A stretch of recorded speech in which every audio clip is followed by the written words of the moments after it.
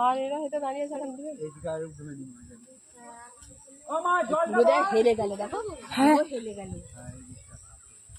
হালকা বসে যাচ্ছে, ওই তো বসে যাচ্ছে, বসে যাচ্ছে পুরো সামনে দিকে। হচ্ছি তো দেখতে পাচ্ছিনি।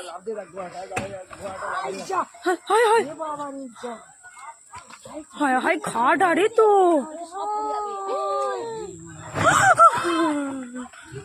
মুখটা বন্ধ রাখো।